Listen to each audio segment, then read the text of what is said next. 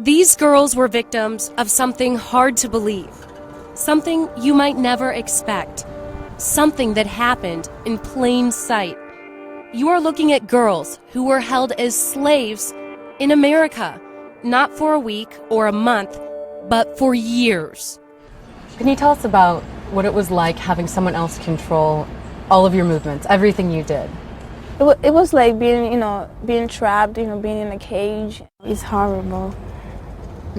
Like sometimes it's not enough food for us to eat. No freedom at all.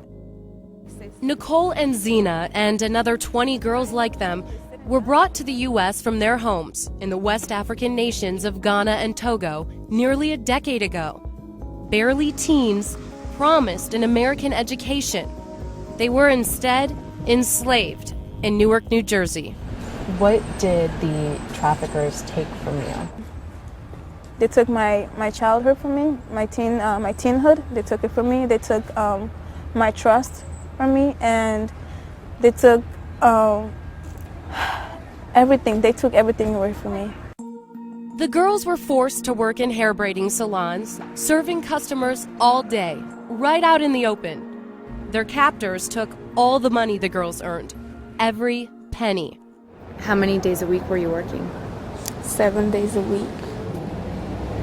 How many hours a day? Sometimes 14 hours. This went on for 5 to 6 years. Traffickers held the girls in several houses in Newark and East Orange. The traffickers no longer live there. This is the neighborhood where these girls were being held, and just look at it.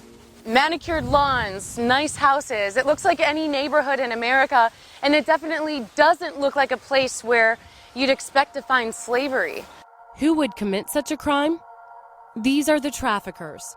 Akawavi Afolabi, the wife, was the ringleader. Lasisi, the husband, and Derek, the son, were accomplices, according to court documents and law enforcement. Why did they do it? Money. Pure and simple. They made about $4 million off the girls. Paul Fishman is the U.S. Attorney for New Jersey. His office prosecuted the case, resulting in convictions.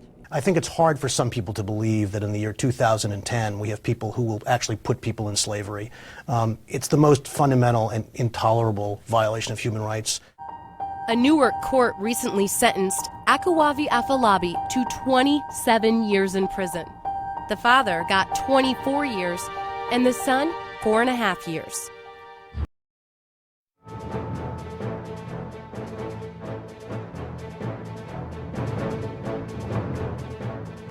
Up to 300,000 boys and girls are sold in the United States every year, and many of them don't make it out of the industry alive.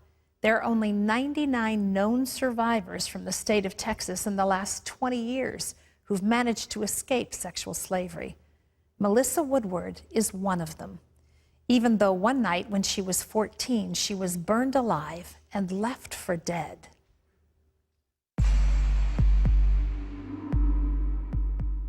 After 2 years of torture in different sex trafficking settings, Melissa made it out, but barely. They took gasoline and set me on fire. I remember just looking down and it was just flames everywhere, and I couldn't get it to quit. It hurt so bad.